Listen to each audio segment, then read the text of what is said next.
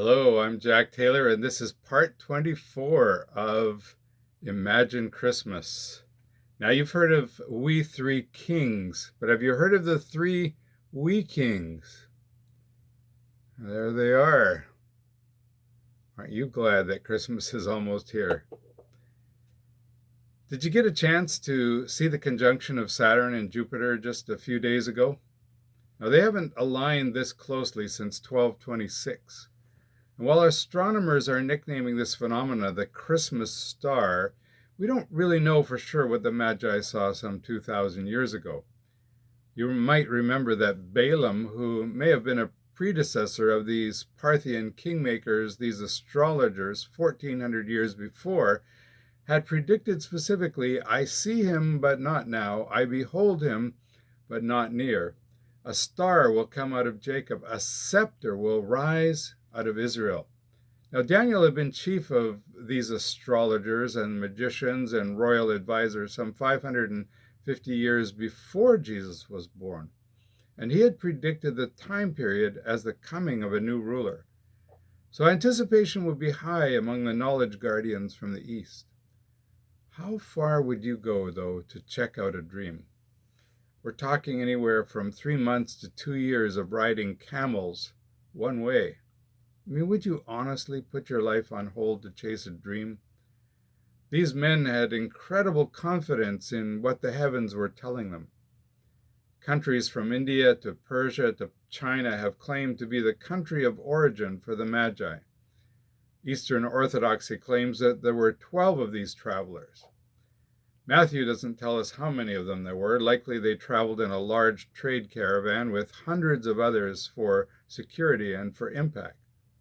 The group was significant enough to cause Herod the Great to tremble.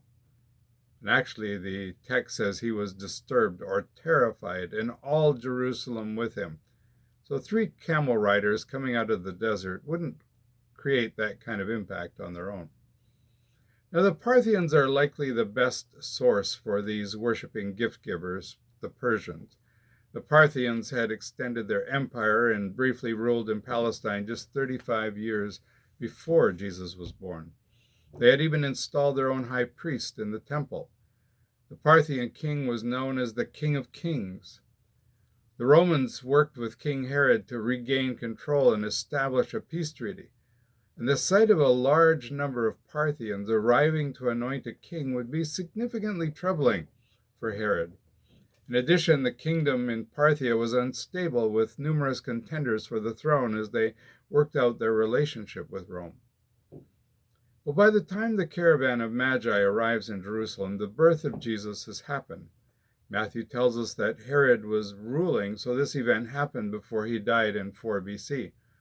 The Magi let him know that they had seen the star 2 years before, so this is at least 6 BC when Jesus is born. What kinds of questions bother you? Herod is bothered by a big one that the Magi ask. Where is the one who has been born King of the Jews? We saw his star when it rose and have come to worship him. Now, 35 years before, Herod had run for his life and hidden in Masada when the Parthians took over. He had ended up in Rome, where he was appointed king of the Jews.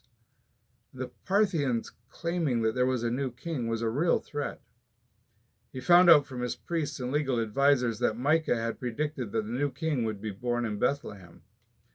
No one doubted that truth.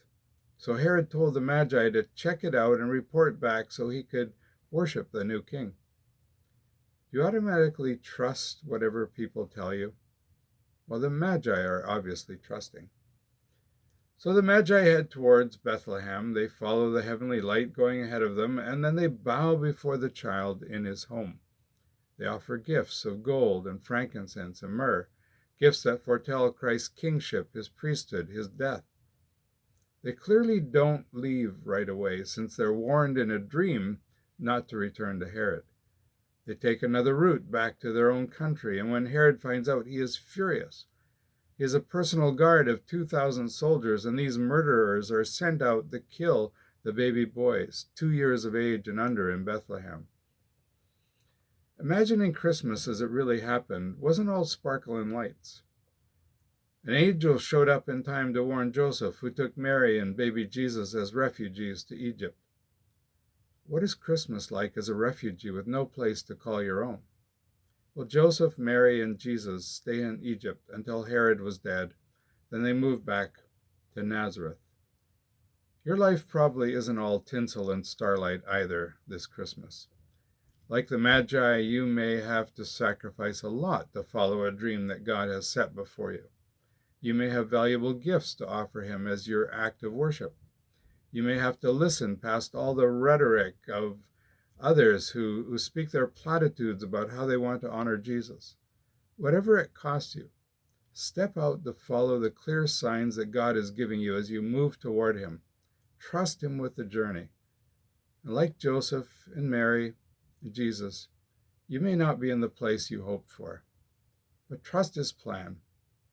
We have one more day to imagine Christmas together, and then it's time to meet Christmas himself. God bless you.